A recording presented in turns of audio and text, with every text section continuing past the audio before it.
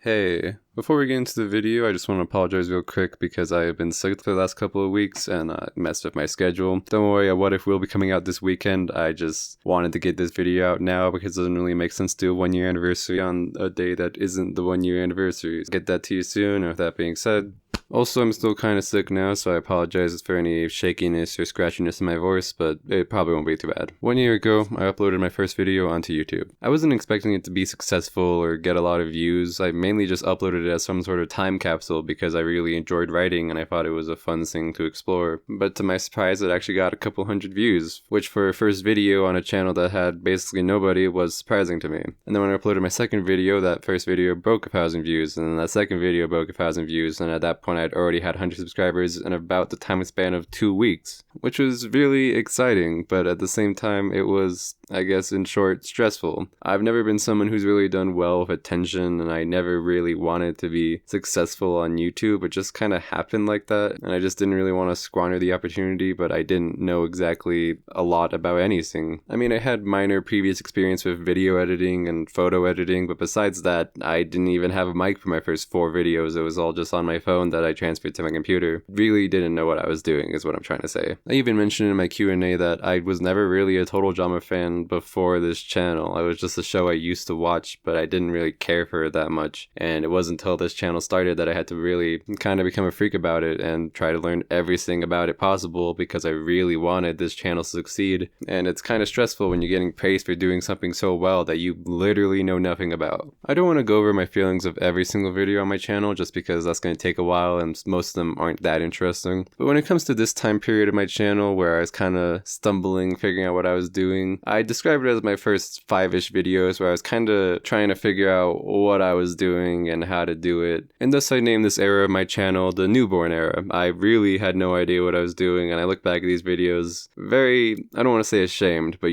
not proud. I know that I wasn't doing the best work. At the same time, I didn't really have an understanding, so I don't blame myself for that, but I can tell I didn't know what I was doing. I would spend hours a day rewatching Total Drama seasons, rewatching characters' decisions, and asking myself a million times why they did something, reading characters' bios, really heavy analyzing of characters I didn't know or understand, and it was a lot really quickly. And when I say it like that, I make it sound stressful or it was hard or something, but it was analyzing cartoon characters. It wasn't a difficult process, and it was fun for me. I do have a lot of fun analyzing characters, and that kind of taught me my first lesson on YouTube, which was that if you want to be successful on YouTube, you have to have fun in what you're doing. A lot of YouTube is an obsession, passion project. You're not going to be successful if you're going into it to try and just get views because you're going to get burnt out. And the reality is you probably won't get consistent views for your first tens of maybe even hundreds of videos because YouTube isn't some system you can just hack. There are things you can do to increase your chances of being successful, but at the end of the day, I think there's a large part of luck that's just called praying to the omniscient God known as the YouTube algorithm, hoping that one day you'll blow up and it'll all be okay. So I really had to stop looking at YouTube as an idea of success and more just something I wanted to do. And it was something I wanted to do. And that's kind of when it became a little less stressful because I never really viewed YouTube as a job. Even now when I'm getting money, I still don't view it as a permanent stay-at-home job or anything like that. It's just kind of a hobby I do that happens to make me money. My point is, YouTube is complicated. It's a weird field, and I'm going to go into that a bit more later, so I don't want to touch on it a ton here. My point is, there's really not much like it, and it's something that is very unexpected for me when it first happened, and it's something that even now still feels a bit weird reflecting on it a year later. But I can't stress enough to myself how important it is that I have fun in what I'm doing, because YouTube is a really breaking down process. And it is something that most YouTubers are passion-obsessed freaks doing this, and that's why they can do it for so long and so passionately, because they truly enjoy what they're doing. So I think it was nice for me that I got to learn this lesson very early on, and I think it is a large part in what has dictated my content moving forward. The next 4 videos I uploaded on my channel are the most popular videos on my channel now, and I think for good reason. I think this is the first time on my channel I really look back and say these are videos that I am proud of. I see a lot of passion, I see a lot of good writing. I think this is really when I can start to say I kind of understood understood what I was doing and understood what was making me popular, which kind of leads to my second lesson I learned on YouTube, which was understanding what made me unique. I think a lot of new YouTubers that start to get attention share a very similar process of wondering why their videos are doing well, which was definitely a feeling that was very present with me in my first 5 videos. I didn't know why people were interested in them. To me, I wasn't proud of those videos, and even at the time, I knew they weren't high quality. I knew I didn't really understand what I was doing, and I was so confused on why people chose to spend their time watching my videos when my type of content already exists. It's not like Total Drama What Ifs are exactly new. They're everywhere when you search them up. But when these videos did well and I started to get a lot of positive feedback on them, I started to more thoroughly understand why people chose my content and why my content was so highly praised among my fans. And I think it's because I go a lot more in depth with my what ifs. And that's not to throw shade at any of our what if creators saying they're doing a bad job or, whatever. It's just that from what I see from my comments and other what ifs in general, they usually kind of go in order of just saying who won the challenge and who gets eliminated. But I go a lot more in trying to create new dynamics and new storylines, and I can understand why other what if creators don't do that, because it's not necessarily, I guess, fitting the perfect mold of a what if. Because even though I do work in those new storylines as true to the original as possible, there's still technically me just doing guesswork and me interfering, I guess, with the logical path of everything by messing with certain things, which is why I also understand my content isn't for everybody. But understanding this reasoning of why people chose my channel and what made my channel unique and special to a viewer really helped with my confidence of videos moving forward, because now I actually understood what appealed to my audience and how I could work that in better to my future videos. There's actually a really good analogy used in a video for new creators made by a YouTuber called Doug. Small little guy, might have heard of him. He makes a really good analogy about your uniqueness as a creator. The analogy is basically to think of YouTube as a street market, and there's all these different vendors selling different types of food, and you as a new creator are coming into the street market saying you want to start your own vendor stand, and you see one of the vendors that are really popular, and let's say they're selling tacos or whatever, and you say, wow, I really like that and I want to sell tacos. But the issue of selling the exact same thing as that guy is that there's no reason for any customers to go buy tacos from you when they already buy tacos from the other guy, and he's a vendor they already know and trust to create good tacos. There's no reason for him to take a stand on you when you're creating the exact same thing, but it's new. And that's why he says it's really important to try and find what makes your content unique from anything else, because it's going to be really difficult to create a new audience for your channel when your content doesn't differ from anything you find anywhere else. And this lesson /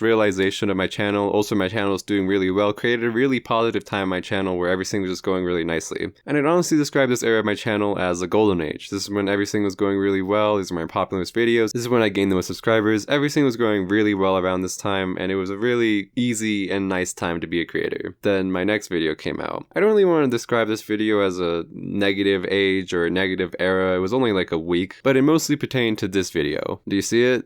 I know, it's just a black screen. Yeah, it's a black screen video. That's called Let's Talk. I don't want to touch on this video too much because if you want to know the content of what I'm talking about, you can just go watch it. It's a 4-minute video, and I don't really want to bring up the issues of what happened again. It doesn't really matter. It's over. It was a time. Whatever. We get our big boy pants on and we move forward. But I do want to talk about a really big lesson I learned at this time on my channel, which was understanding how to navigate having a relationship a couple thousand people watching your channel. I remember the very distinct feeling when I woke up the next morning after uploading that video of shame, because I was very open in that video. I was very vulnerable. I talked very candidly about my emotions and my feelings, and it was just kind of embarrassing to have that out to the world. I'm not someone who's ashamed to talk about their emotions. I have a lot of emotional support groups in my real life. I have friends I talk to when I feel bad. I have family I talk to when I feel bad. But surprisingly, none of that is really the same as talking to a couple thousand random strangers on the internet when you feel bad. And even though all the comments I got on that video were extremely kind, and I don't think there's a single negative one on that video, it's just really weird and uncomfortable watching hundreds of comments come in,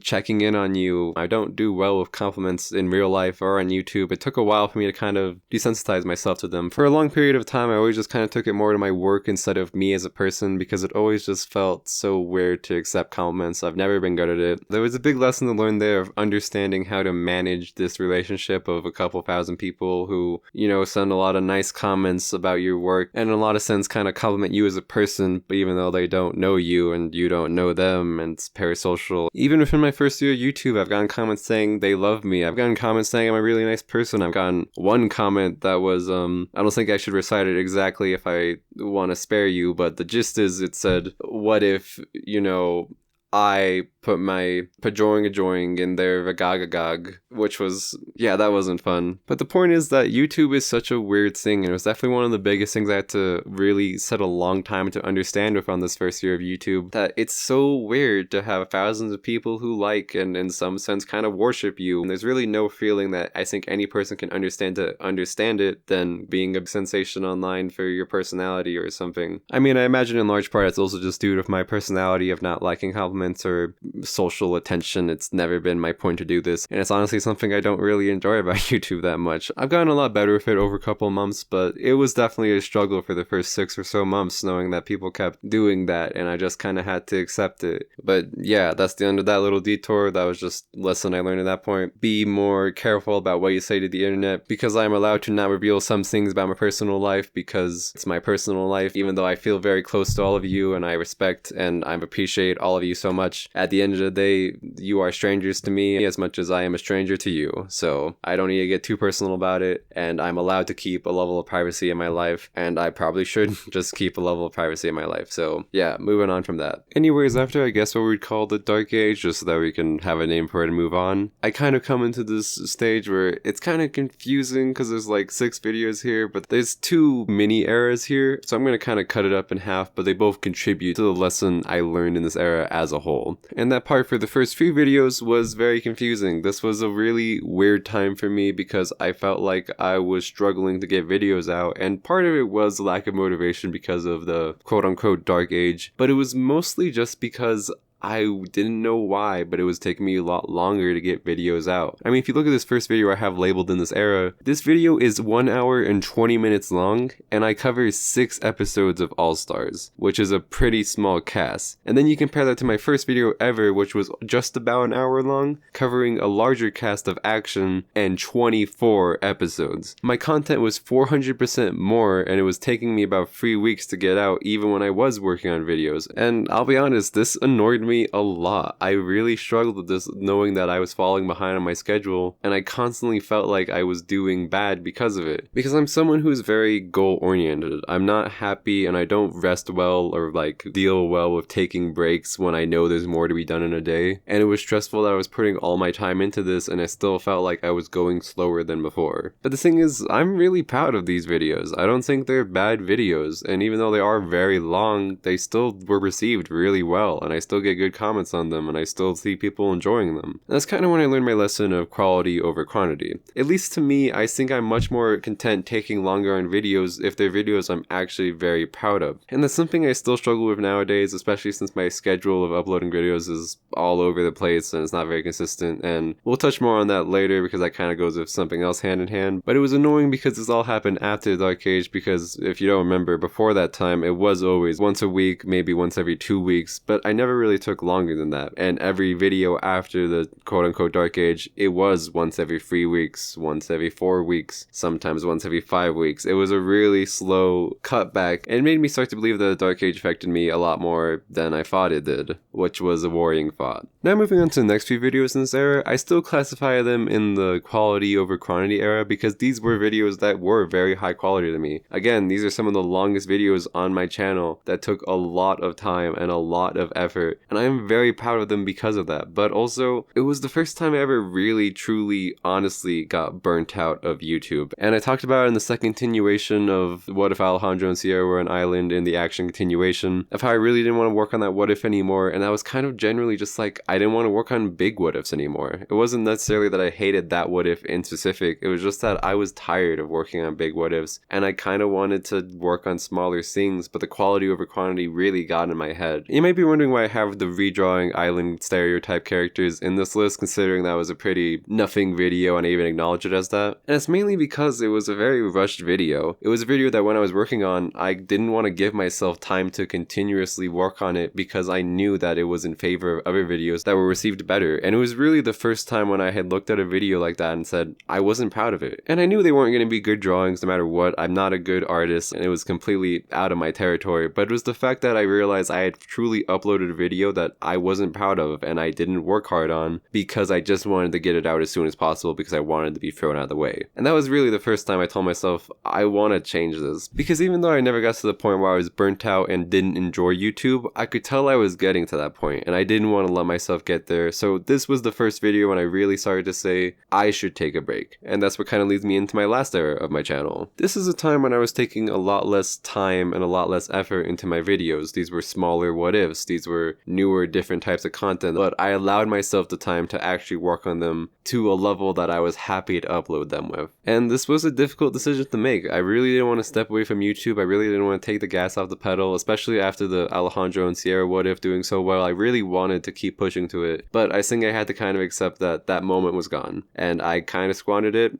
and you know, that's a bummer. But at the end of the day, YouTube's a journey. Nothing is consistent, nothing's stagnant, and you can't sweat on one thing forever. And even though I really do enjoy YouTube, at the end of the day, I'm still a person. I have friends, I have a family, I have hobbies, I have a school I go to. Like, I have a life outside of YouTube. And honestly, I was starting to neglect it of how much time I was spending on YouTube. Friends would ask me to hang out and I would say no because I had to go home and work on this. I didn't play video games as much as I wanted to. I didn't watch TV shows I wanted to watch. I really just stopped having free time because every single second was being reinvested back into YouTube. And I really didn't want to keep living like that. And that's kind of when I started to actually tell myself that I'm gonna take breaks in the sense that I'm just not gonna work on videos every day. And I'm going to start working more on videos when I wanted to as opposed to when I felt like I had to. This ended up being around a shitty time though because I started getting sick again and that started messing with my schedule even more. I always told myself that I can take breaks, but I always wanted to get at least one video out a month, but that started to get messed with because of my sickness and because of the other things that are coming up. But at the end of the day, I think I was proud that I took this break, and these videos, even though I don't think they're the best videos I've ever made, they were fun. They were nice to just have videos that weren't these big projects that stressed me out. But also with that being said, I think I'm ready to get back into a big project that will stress me out because those are very fun videos to work on and they're very satisfying. I just think the lesson I learned here was really important, which was that it's okay to take breaks and I don't need to shame myself or hurt myself to keep uploading. And more importantly, just because I'm taking a break doesn't mean I have to stop uploading on YouTube. That's why I didn't make an announcement about it and officially like cut off all YouTube for a break. I just kind of took videos that weren't really a lot of work. The smaller what ifs were easier. The video reviewing the new cast wasn't any work. I literally just watched the new seasons and talked about my opinions. It was really nice. And the redrawing was actually fun because I took time on those characters and there wasn't nearly as many to work on, so I had a lot more time to delve into certain characters. And even though I'm still not exactly super proud of those drawings, they're a lot better than the first one, I can say. And it is a video I look at that I am pretty proud of now. And these most two recent videos of mine, I don't really know where they fit into my YouTube journey yet because, well, they're pretty new. I'll probably know in like a couple months where they fit into my channel saying, oh yeah, this was that era, that's where they kind of divined. But as of right now, they're just my most recent videos and there's not really a whole lot to talk about them. But because they come full circle back to the present now, I think it's time to just kind of say thank you to all of you. It has been a really interesting first year on YouTube and I've been really excited and pleased with it. There's been ups, there's been downs, but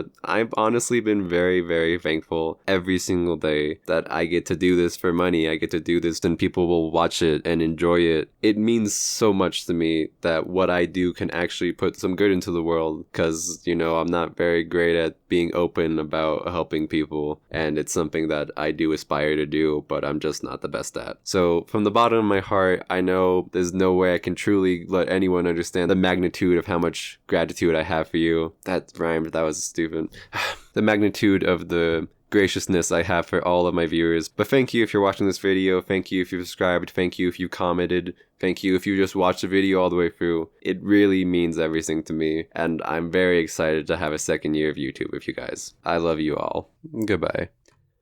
Except not goodbye yet, because I have some channel updates I want to talk about before we close out the video. First one I want to talk about is I'm going to start uploading my videos on a schedule as a live replay, which if you don't know what that is, essentially when videos upload, they're going to be treated as live streams where it's going to go, you know, by seconds and people are going to watch live until the video is done, in which case it will then be treated like a normal video that you can go back and rewatch. I'm trying this because I notice a lot of times in my comments, people usually only talk about one specific moment in an hour-long video, and I get it, that's the way comments work and you can't comment on want everything that happened in my video, but it is a little bit frustrating that I work on an entire video and it's really only one moment that gets love. And I figure if it's a live stream with people watching, they can talk about the moments, you know, as they happen, and then each episode that I write can get a little bit more love. Also, I just think it'll be more interesting for you guys as viewers if you can watch it together as a community. I imagine it can make the viewing experience a bit more interesting, because right now they're kind of just like movies you watch by yourself that are very long videos, but I figure if you watch it with other people and you can comment on them, it can be a bit more interactive. However, because when they first upload, it's treated like a live and you can't see how long the videos are, I'm going to start putting the time length of videos in the descriptions. That way, in case you come to a live and you see it's a 45-minute long video and you can't wait for that long, or it's an hour and you can't do that, then you can go and come back to it later, just so you don't start a video you can't finish, because I wouldn't want to make anybody do that. This is purely experimental right now. I'm not planning to do this for everything future-wise, but I do want to test it for my first couple of videos just to see what it's like and see if it's good for my channel, because I really do think it could be a beneficial thing for everybody. You might have noticed this thumbnail hiding in the bottom right corner of the screen, and it's definitely not because I needed one more image to make this grid pattern look nice, but that is the next video I'm going to be uploading this weekend, and I figured that since I've been making you guys wait for it so long, you can have a little preview. You can probably assume what it is already just off that thumbnail, but I won't say it just in case you want to have a hoot trying to guess what it is, but it's pretty obvious. But also, while I'm showing you this thumbnail, I want to talk a little bit about how thumbnails are going to change for the future of my channel. It's not really big, but I have noticed the way that my part 1s and continuations are added on my thumbnails, they look a little sloppy, so I'm changing it now. Instead of adding part 1, they will just say 1 or 2 like this, and continuation will just be one big word added on a separate corner of the thumbnail. And now if there's minor updates out of the way, we gotta talk about a really big one. Now I know this one might affect people's longevity for the channel. I understand if it's difficult to adjust to, but I really hope that we can all as a community work past this, and I hope this doesn't damage any of our viewing experiences moving forward. For my first year, I used a light gray on the outlining of the words in my thumbnails, but I've decided that I should change it to a dark gray. Now, I know this is a really different change, and I know it's going to be shocking for a while. I understand if we freak out in the comments for my first couple of videos when I upload this, but I really do think this will be a more beneficial thing for my channel, so I hope with time you can learn to adjust to it, and I don't lose too many of you from this change. And with that said, it's actually goodbye now, so goodbye. Thank you for my first amazing year on YouTube,